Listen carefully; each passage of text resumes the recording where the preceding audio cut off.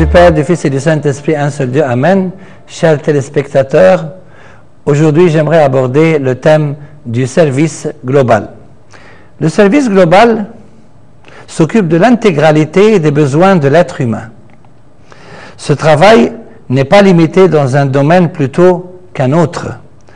C'est un service où l'on croit que l'homme est un tout dont on ne peut séparer les besoins corporels et psychologiques des besoins spirituels.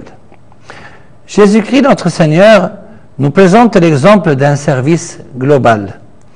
Dans sa rencontre avec la foule, il s'est préoccupé de leur nourriture spirituelle à travers ses instructions qui les ont rassasiés.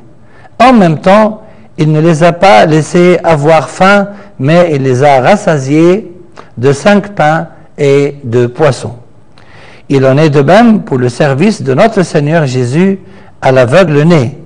Il ne s'est pas contenté seulement du côté corporel, c'est-à-dire de lui donner le pouvoir de voir, mais il s'est appliqué à lui donner la clairvoyance spirituelle, et cela quand il l'a rencontré une autre fois, et il l'a conduit à croire qu'il est le Fils de Dieu. Cet homme a concrétisé sa foi par son acte de se prosterner devant notre Seigneur Jésus.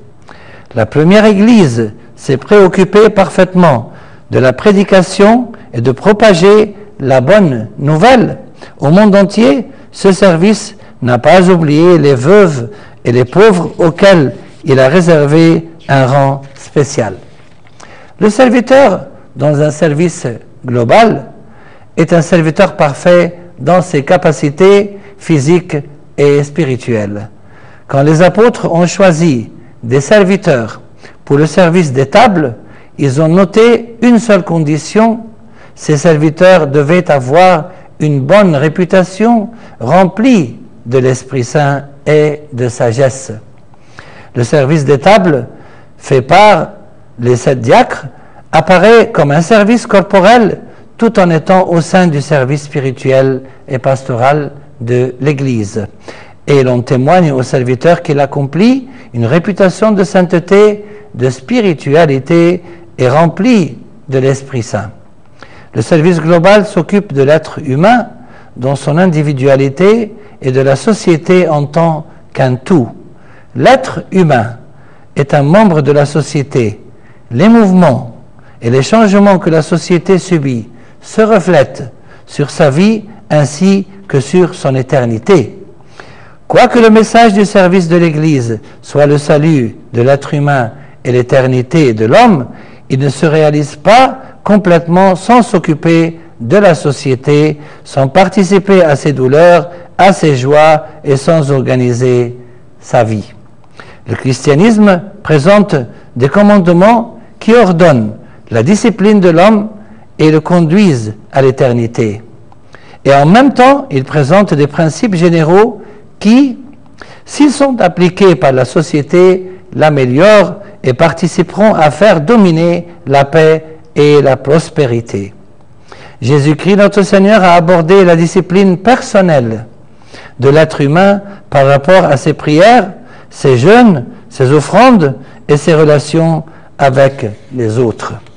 Il a aussi parlé de quelques problèmes sociaux majeurs qui ont besoin d'un changement global, comme le concept du sabbat, celui du prochain,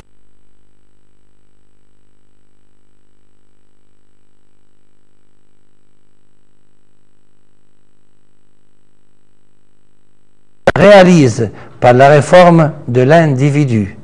Mais le rôle de l'individu ne se limite pas à sa propre réforme sans participer avec les autres à la réforme de la société. Les péchés sociaux dominants influencent la vie de l'individu.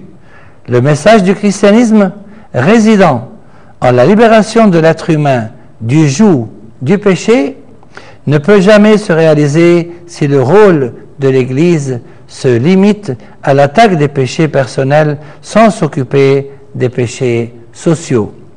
Selon le concept chrétien, l'Église joue un rôle primordial dans le changement de la discipline de la société dont elle fait partie. Ce rôle est important et nécessaire au témoignage de l'Église pour le Christ devant le monde, ainsi qu'à la réalisation de son rôle en tant que sel de la terre et lumière du monde.